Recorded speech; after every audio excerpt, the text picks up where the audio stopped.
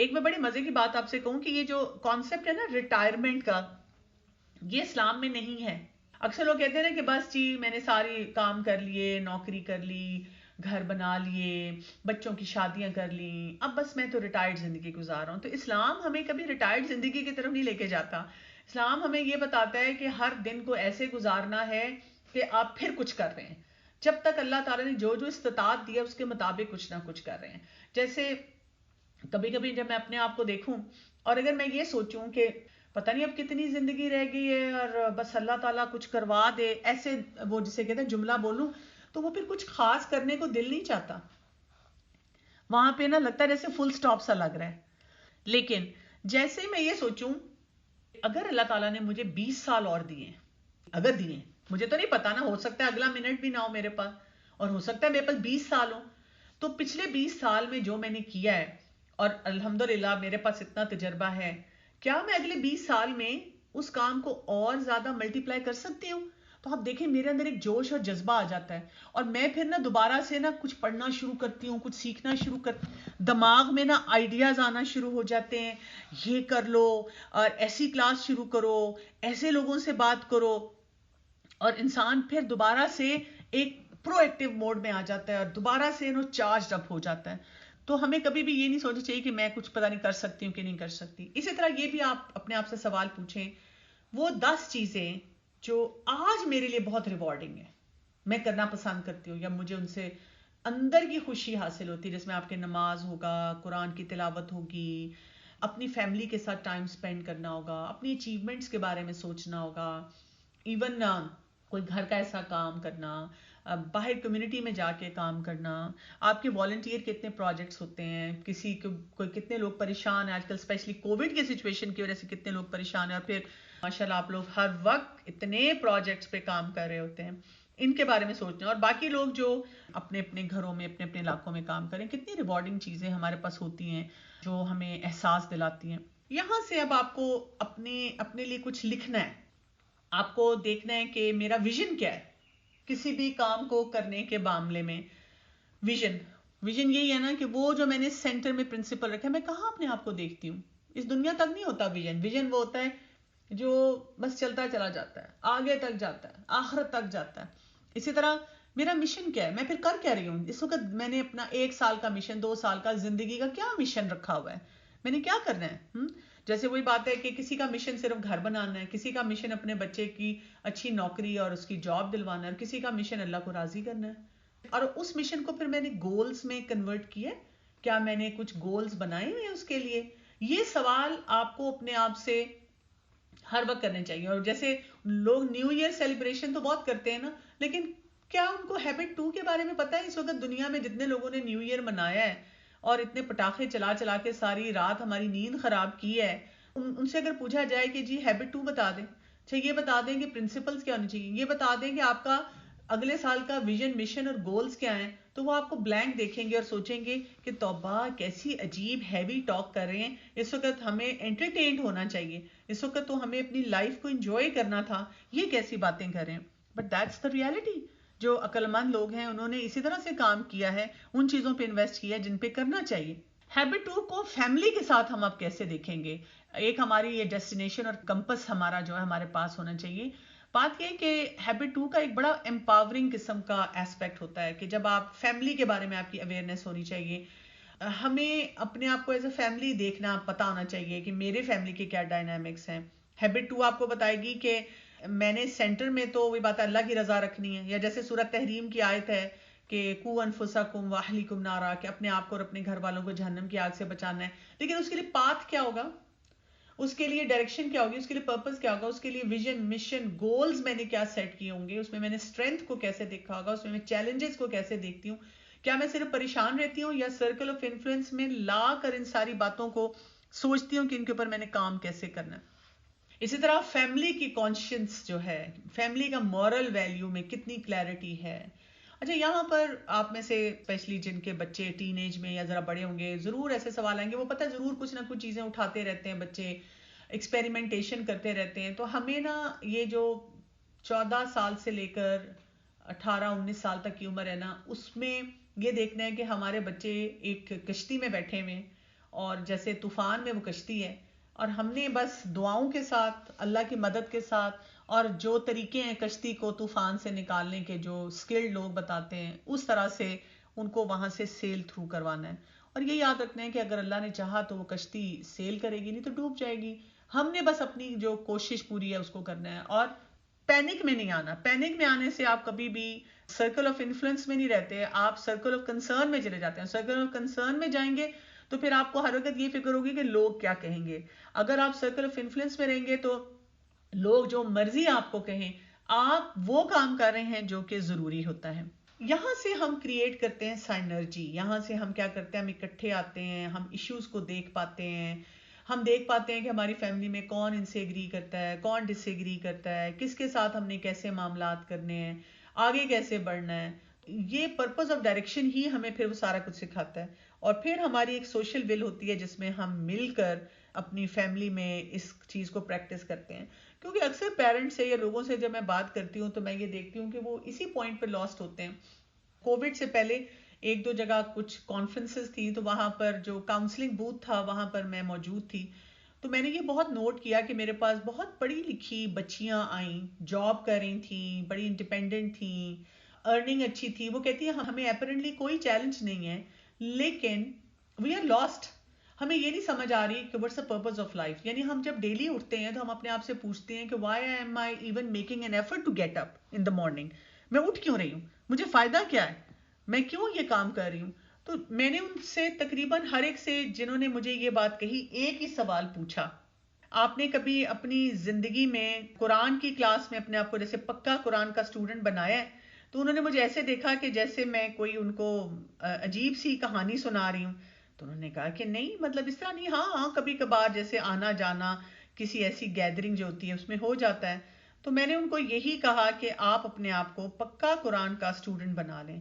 جس دن آپ قرآن کے ساتھ نتھی ہو جائیں گے اور ہر وقت آپ اپنے آپ کو بتائیں گے کہ میں نے اللہ کے کلام کو ویسے پڑھنا ہے جیسے پڑھنا چاہیے، تو آپ اپنی زندگی میں ایک ٹرانسفارمیشنل چینج دیکھیں گے جو آپ نے پہلے نہیں دیکھی ہوگی. کیونکہ بیسیکلی یہ جو پرپز آف ڈائریکشن اور جو بیلنس ہے نا، وہ ہمارا دین ہمیں بہت اچھی طرح سے سکھاتا ہے، اور اسی کو ہمیں جو ہے نا وہ سمجھنا ہے. یہ جب ہمیں سمجھ آئے گی کہ اللہ تعالیٰ ہم سے کیا چاہتے ہیں تو پھر ہمارے لیے اس بات کو بھی کرنا آسان ہوگا. فیملی کمپس جو ہے ڈائریکشن کا ہمارا بڑا اسٹرانگ ہونا چاہیے. ہمیں ان باتوں کے بارے میں بار بار سوچنا چاہیے ایز اے فیملی بھی، اور یہ بھی کہ میں اپنے بچوں کو، اپنے فیملی ممبرس کو کیا سکھا پا رہی ہوں. اور یہ 3 واچ آؤٹس ہوتے ہیں جب ہم اسپیشلی فیملی کو یہ ہیبٹ 2 سکھانا چاہ رہے ہوتے ہیں. Don't announce it. یعنی آپ نے اگر ان کے لیے کوئی پرپز اور ڈائریکشن کی ہے تو ہر وقت اناؤنس نہ کرتے رہے، بس ان سے انسیڈ طریقے سے چیزیں کرواتے رہیں. Don't rush it. ایک بچہ آپ کا کر رہا ہے، ایک فیملی ممبر کر رہا ہے، دوسرا نہیں کر رہا، اب آپ اس کی جان کے پیچھے ہو گئے ہیں. ایسے نہیں کریں خدا را. آپ اس کو ڈفرینٹ انداز سے لیں، ڈفرینٹ انڈیویجول سمجھ کے اس سے لیں. ایک شخص ایک کام کر رہا ہے، ایک دوسرا کر رہا ہے، ان کی پرسنالٹیز کو سمجھیں، اس کے مطابق کریں. Don't ignore it. کچھ لوگ کہتے ہیں کچھ نہیں ہوتا، کچھ نہیں ہوتا، یہ بھی ٹھیک ہو جائیں گے. نہیں، یہ بھی نہیں ہونا چاہیے. میں ایک ایسی خاتون سے ملی کچھ عرصہ پہلے جو کہ ماشاءاللہ دین کا بہت کام کر رہی ہیں، اور میں نے یہ دیکھا کہ وہ ہر ایک کو اتنا، جسے کہتے ہیں نا، ٹارچر میں رکھتی ہیں کہ تمہارا بچہ یہ نہیں کر رہا، تمہارا بچہ وہ نہیں کر رہا، فلاں کا ہسبینڈ یہ نہیں کر رہا، فلاں خاتون یہ نہیں کر رہی. اور اپنی طرح سے بہت ہیوملٹی کے ساتھ وہ یہ بتاتی ہیں کہ استغفر اللہ، میں تو کسی کو کچھ نہیں کہتی، لیکن دیکھو لوگ کچھ بھی نہیں کرتے. اور میں نے دیکھا کہ ان کے اپنے بچے جو ہیں وہ اس طرح دین کو پریکٹس نہیں کر رہے، لیکن وہ ان کو اتنا گلوریفائی کرتی ہیں. یعنی کہ ان کی اگر بچی حجاب نہیں لیتی لیکن اس نے کوئی میڈل لیا یا اس نے سوشل ویلفیئر کا کوئی کام کیا، وہ بار بار سب کو بتاتی ہیں کہ دیکھیں میری بچی نے کتنا سوشل ویلفیئر کا کام کیا. اب الحمدللہ یہ اچھی بات ہے کیا، لیکن میرا آپ کو یہ اگزامپل دینے کا مقصد یہ تھا کہ آپ دوسری کی تو بچی کو بالکل اپریشیٹ نہیں کر رہی ہو. دوسری کی بچی کے بارے میں تو آپ کہہ رہی ہیں کہ اس کا حجاب بھی درست نہیں ہے. آپ کی بچی حجاب کے بغیر اگر کام کر رہی ہے تو آپ اس کو اپریشیٹ کر رہی ہیں. تو یہ وہ چیزیں ہوتی ہیں، ہم اگنور نہ کریں. میں یہ بھی نہیں کہہ رہی کہ ہم کسی کو ٹارچر دیں، کسی کو باہر یا اندر، لیکن ہم کلیئرٹی سے سمجھیں کہ ہر شخص کا ایک اپنا جرنی ہے. نہ ہم اگنور کریں، نہ رش کریں. اناؤنس کے بغیر ہم اچھے طریقے سے اپنی فیملی میں بچوں کو، اپنے گھر والوں کو سب چیزیں جو ہیں وہ سکھائیں. یاد رکھیے گا کہ اگر آپ کا پرپس کلیئر نہیں ہے نا، اگر آپ ہیبٹ 2 کے بارے میں کلیئر ہی نہیں ہے آپ کرنا کیا چاہ رہے ہیں، تو اس کو ہم کہتے ہیں وی میجر ان مائنرز. یعنی آپ پی ایچ ڈی کریں گے ایسی چیز میں مکھی مارنا، پانی کا گلاس اٹھا کے یہاں سے وہاں رکھنا، اور جو کرنے والے کام ہیں سارے وہ بلنڈرس ہوں گے اور ان سب چیزوں کو آپ چھوڑتے چلے جائیں گے. اس کے لیے بھی ایک پرنسپل ہے جو کہ اسی ہیبٹ 2 سے ریلیٹڈ ہے. ہماری زندگی میں 3 چیزیں ہوتی ہیں نا, وٹ, ہاؤ اور وائی. ہم نے کیا کرنا ہے, کیسے کرنا ہے, کیوں کرنا ہے. جو لوگ میڈیوکر ہوتے ہیں, ایوریج قسم کے تھاٹ پروسیس کے ساتھ چلتے ہیں, وہ وٹ سے شروع کرتے ہیں. جب ان کو کوئی کام کہا جاتا ہے وہ کہتے ہیں کیا کرنا ہے, بعد میں پوچھتے ہیں کیوں کرنا ہے, اور شاید یہ کبھی بھی نہیں پوچھتے کہ مطلب ہاؤ کیسے کرنا ہے, اور یہ تو شاید کبھی بھی نہیں پوچھتے یا پتہ نہیں پوچھتے بھی ہیں کہ جی کرنا کیوں ہے. یہ وائی نہیں ان کے ذہن میں آتا. لیکن جو لوگ, ان کو ہم کہتے ہیں ایکسیلنگ تھاٹ والے ہوتے ہیں اور ہیبٹ 2 کو صحیح طرح پریکٹس کرتے ہیں, وہ ہر چیز میں وائی لاتے ہیں. یہ مجھے کیوں کرنا ہے اور کیوں کرانا ہے.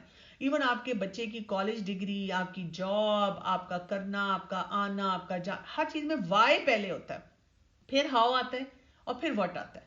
اور میں بتاؤں, میں نے اپنی جس استاد سے قرآن پڑھا ہے, میں نے یہ دیکھا ہے کہ بہت سی چیزوں میں, کیونکہ ان کے دماغ میں یہی ایکسیلنگ طریقہ ہوتا ہے, ہیبٹ 2 اتنی اسٹرانگلی وہ پریکٹس کرتی ہیں کہ وائی, ہاؤ اور وٹ. وہ کئی دفعہ مجھے کچھ کام کہتی ہے نا کہ یہ تم کرو اور فلاں پلیٹ فارم سے کرو, اور میں نے دیکھا ہے کہ کچھ اور لوگوں کی جن کی سوچ میڈیوکر ہوتی ہے نا, وٹ, ہاؤ اور وائی پہ ہوتی ہے, وہ حیران ہو کے سوچتے ہیں کہ استاذہ نے اس کو کیوں اجازت دی یہ کرنے کی, اس کا کیا فائدہ ہے یہاں پہ.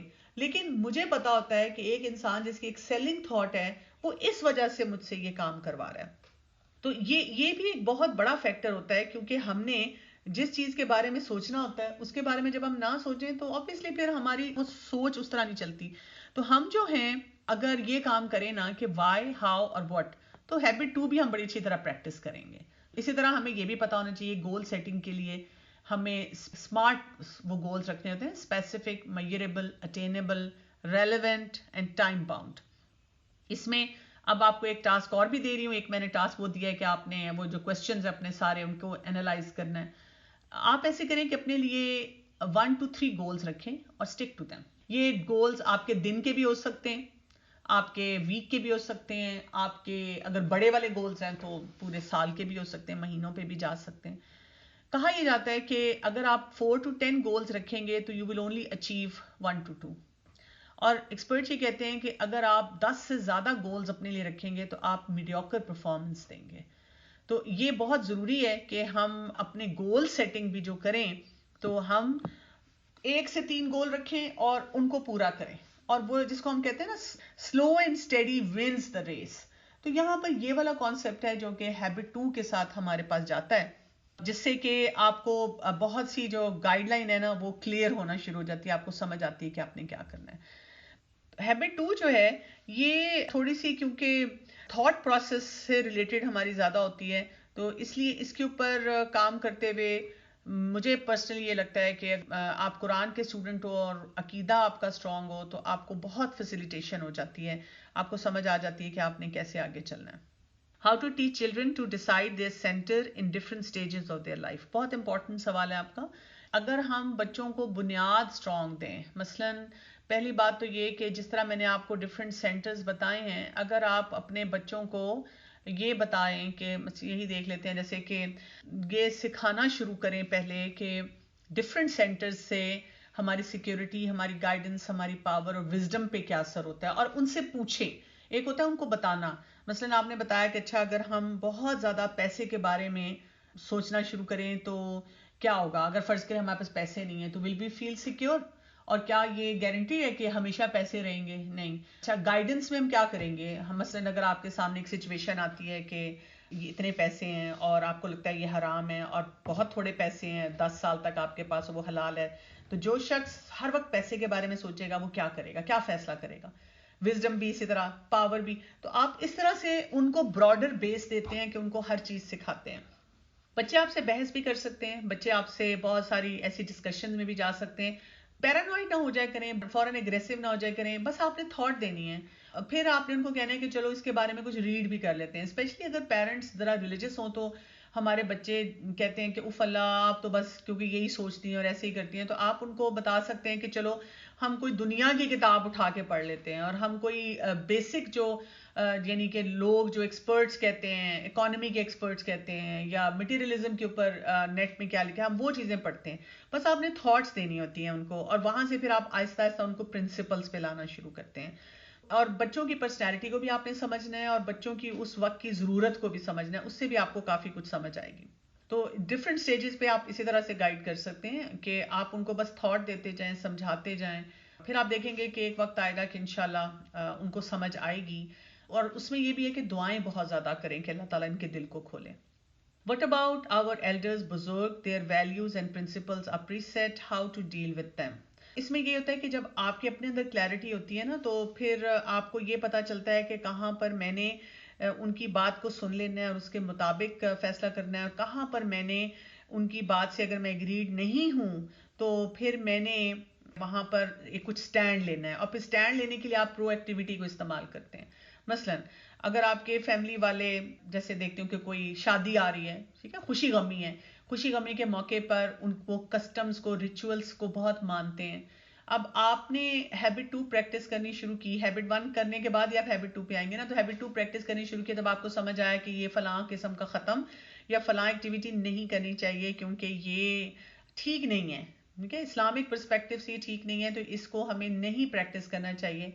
تو اب پرو ایکٹیویٹی آپ کو یہ بتائے گی کہ آپ یہ نہیں کر سکتے کہ عین موقع پہ اس وقت وہاں پر ایک ہنگامہ کریٹ کر دیں.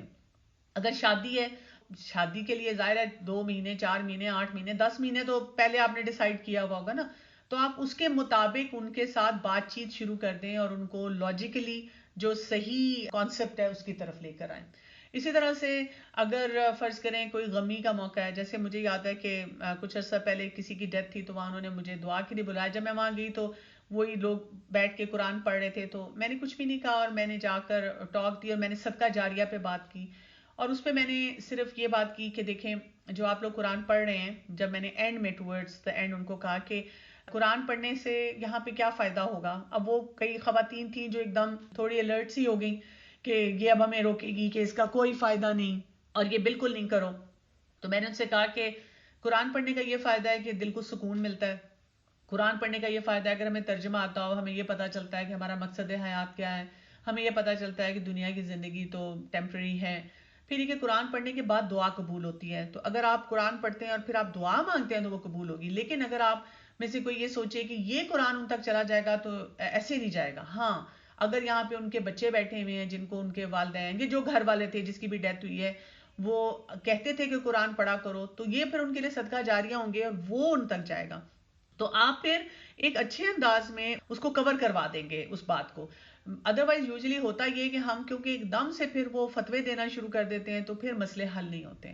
ہم ان کو ایک لاجیکل طریقے سے بات بتائیں تو وہاں سے پھر مسائل کا حل جو ہوتا ہے وہ بہتر طور پہ نکلنا شروع ہو جاتا ہے. میرے پاس جیسے کئی دفعہ کچھ بچیاں آ جاتی ہیں، وہ کہتی ہیں کہ میری شادی ہے، میں نہیں چاہتی کہ بالکل غلط قسم کے ایونٹس ہوں، لیکن میرے گھر والے نہیں مان رہے. تو میں ان کو کہتی ہوں دیکھیں بچیاں جو ہوتی ہیں جب ان کی اپنی شادی ہوتی ہے تو وہ اتنا رو دھو کے اپنے گھر والوں سے منواتی ہیں، میری شادی ہے، مجھے ایسا ایونٹ چاہیے، میری شادی ہے اور مجھے ایسے کھانے چاہیے، ایسے کپڑے چاہیے. تو آپ تو جائز بات کہہ رہی ہیں آپ کہ جی میری شادی ہے، میری شادی پہ کوئی ناچ گانا نہیں ہوگا، رونا دھونا ڈال دیں، سینٹیمنٹل ہو جائیں، ایموشنل ہو جائیں، ایموشنل ٹاک کریں اور ان کو کہیں کہ جی میری شادی پہ آپ نے نہیں کرنا، بس مجھے برکت چاہیے، مجھے دعائیں چاہیے.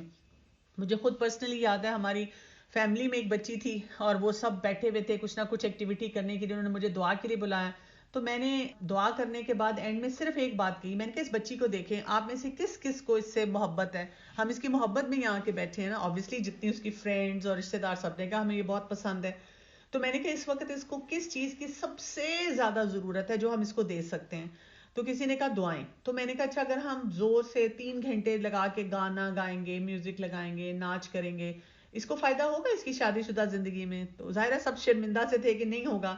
تو میں نے کہا تو پھر ہم کیوں نہ کچھ ایسا کام کریں، خوشی بھی منائیں. میں نے ان کو بتایا کہ مسنون طریقہ خوشی منانے کا کیا ہے، لیکن میں نے ان کو کہا کہ اگر ہم اس وقت اس کو ڈھیروں ڈھیر دعائیں دے دیں گے تو کیا ہوگا. اس سے جو وہاں پر ہمارے لیے ایک ایسی فیلنگ جنریٹ ہوگی اور یہ میں یاد رکھے گی. مجھے یاد ہے کہ اس بچی نے سب سے پہلے مجھے گلے لگایا کیونکہ میں نے اس کو کہا, میں نے کہا کہ آپ کو دعائیں چاہیے یا آپ کو گانے چاہیے اور آپ کو انٹرٹینمنٹ چاہیے. اس بچی نے بھی کہا نہیں مجھے تو دعائیں چاہیے. وہ آپ ان کو پھر چوائس ایسی دیتے ہیں. تو آہستہ آہستہ پھر لوگوں کو نا سمجھ آنی شروع ہوتی ہے. ہمیں طریقے سے جو ہے اپنی بات کو جو ہے وہ کنوے کرنا چاہیے. اچھا یہ کہہ رہے ہیں کہ if elders want us to live a robotic life as a housewife and never be social in Islamic or other activities, then how to convince them. یہ نا اس کے لیے مجھے لگ ایسے رہا ہے آپ کی بات سے کہ آپ نے پہلے سیشنز ہمارے نہیں سنے ہوئے. یہ ہمارا چوتھا سیشن ہے, تو میں آپ کو ایڈوائز کروں گی کہ پہلے آپ پہلے سیشن سنیں, کیونکہ اس میں آپ ہیبٹ 1 اور 2 اور 3 کو سکپ کر کے ہیبٹ 4 اور 5 پہ جانا چاہ رہی ہیں, بلکہ 6 پہ جانا چاہ رہی ہیں. 6th ہیبٹ ہے جہاں ہم لوگوں کے ساتھ مل کے رہتے ہیں تو ہماری زندگی میں کیا چیلنجز آتے ہیں. تو ایسے خاتون کو یہ دیکھنا چاہیے کہ کیا وہ ہیبٹس کے بارے میں جانتی ہیں, کیا وہ پیراڈائمز کو جانتی ہیں, کیا انہوں نے ہیبٹ 1 کو پریکٹس کیا ہے, کیا وہ ہیبٹ 2 کو پریکٹس کرتی ہیں. اگر وہ نہیں کر رہی تو وہ دوسروں پہ بلیم نہیں ڈال سکتی. جو کچھ بھی ان کی زندگی میں ہو رہا ہے ان کو وہ پہلے سیکھنا ہوگا. ایک اور سوال ہے کہ vision and goal setting method پر کچھ فردر انلائٹن کریں. Will this be covered in other habits? Overall cover ہوگا, لیکن ویژن اور جو گول سیٹنگ ہے اس پہ میں نے اتنی زیادہ بات نہیں کی, اس لیے کہ یہ ایک ایسا پیرامیٹر ہے جس کے بارے میں آپ کہیں سے بھی نیٹ سے بھی پڑھ سکتے ہیں. لیکن ویژن وہ چیز ہوتی ہے جو ہماری زندگی ہے اس سے آگے تک چلتی ہے. پھر اس کے مطابق ہم اس کا ایک مشن بناتے ہیں کہ مجھے اس کے لیے یہ کام کرنا ہے. مثلاً ویژن میرا کیا ہے, جب میں نے قرآن پڑھا تو میرا ویژن یہی تھا کہ مجھے اللہ کو راضی کرنا ہے. تو اس کے لیے میں نے اپنے لیے مشن کیا بنایا. کچھ لوگ خواتین کو درس دیتے ہیں, میں نے بنایا کہ میں بچوں کے ساتھ کام کروں گی. اب میں نے اس کو گول سیٹنگ کی. گول سیٹنگ میں کیا کیا, ویکلی کلاسز ہیں, پیرنٹس کو بھی گائیڈ کرنا ہے, اچھا ٹیچرز کی ورک شاپس لینی ہے. اس طرح سے کیا ہوتا ہے کہ آپ اپنے لیے ایک کلیئرٹی لاتے ہیں کہ آپ نے کام کیسے کرنا ہے. یہ ضروری نہیں ہے کہ انسان گھر سے باہر نکل کے کام کرے. مثلاً اگر ایک خاتون ہے, اس کی شادی, اس کا ویژن ہے کہ میں نے وہی بات ہے اللہ کو راضی کرنا ہے, نفس مطمئنہ چاہیے, آخرت چاہیے, آخرت سنوارنی ہے, اور اس کے گھر والے سو کہتے ہیں تم گھر میں ہی رہو, تو اب وہ مشن کیا بنا سکتی ہے کہ مجھے گھر میں رہ کے اپنے گھر والوں کا خیال کر کے, اپنے گھر میں سکون لا کے, اپنے گھر میں حالات کو بہتر کر کے, اپنے بچوں کی صحیح تربیت کر کے آگے بڑھنا ہے. اب وہ گول سیٹنگ کرتی ہے کہ ہسبینڈ سے ریلیشن شپ کیسے بنانا ہے, سسرال والوں سے کیسے بنانا ہے, اور وہ فرسٹریٹ نہیں ہوتی, وہ اسی میں رہ کے پھر اپنے لیے گول سیٹنگ کرتی ہے, اپنا مشن سیٹ کرتی ہے کہ مجھے بہت سے کاموں کو کیسے لے کے چلنا ہے. Why is it hard to start with the end in mind?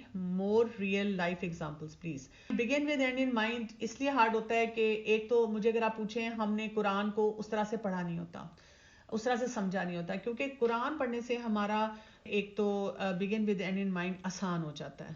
دوسری بات یہ ہے کہ ہم انسٹنٹ گریٹیفیکیشن میں بہت جاتے ہیں نا, جلد نتائج. begin with end in mind ہمیں یہ بتاتا ہے کہ کئی دفعہ یہ سفر لمبا ہوگا, ہاں پھر اینڈ میں جا کے ہمیں وہ باتیں سمجھ آئیں گی اور وہ چیزیں نظر آئیں گی, لیکن وہ ہم چاہ رہے تھے فوراً ابھی اسی وقت سارا جو کچھ ہم چاہ رہے ہیں وہ حاصل ہو جائے, اور وہ نہیں ہو رہا ہوتا. تیسری بات یہ کہ begin with and in mind کے لیے ہمیں پیراڈائمس کو بھی انڈرسٹینڈ کرنا ہوگا. مثلاً یہ کہ آپ بیہیویئر میں تو begin with and in mind practice کر رہے ہیں, لیکن آپ فیلنگز اور تھاٹس میں نہیں کر رہے, تو پھر آپ کو فائدہ نہیں ہوگا. پھر اس کے علاوہ یہ کہ begin with and in mind آتا ہے جب آپ پرو ایکٹیویٹی کو پریکٹس کرتے ہیں, آپ ریئیکشن سے اپنے آپ کو بچاتے ہیں, آپ رسپونڈ کرنا سیکھتے ہیں. تو اگر کوئی انسان ہیبٹ 1 ہے اس کو پریکٹس نہیں کرتا, اس کی کوشش نہیں کرتا, اور ہیبٹ 2 پہ جمپ کرتا ہے, تو پھر بھی مشکلات جو ہیں وہ زیادہ ہوں گی. اگر آپ پہلے ہیبٹ 1 کے اوپر کام کریں گے تو پھر آپ دیکھیں گے کہ آپ کے لیے وہ جو کام کرنا ہے اور چیزوں کو مینج کرنا ہے وہ بھی آسان ہوتا چلا جائے گا. جب تک ہم فرسٹ 3 ہیبٹس کو خود پریکٹس نہیں کرتے اور ہم جا کر لوگوں سے بات کرتے ہیں, تو ہم خود اندر سے ہی لاسٹ ہے نا. میں ہی ریئیکشنز دے رہی ہوں, مجھے ہی کام صحیح نہیں کرنے آتے, اور میں پھر لوگوں کے ساتھ کیسے ریلیشن شپ بناؤں گی. تو اپنے اندر جتنی کلیئرٹی آتی جائے گی اس کے بعد ہی ہم کسی انسان کے ساتھ یا معاملات میں جو ہے وہ بہتر طور پہ کام جو ہے وہ کر سکتے ہیں.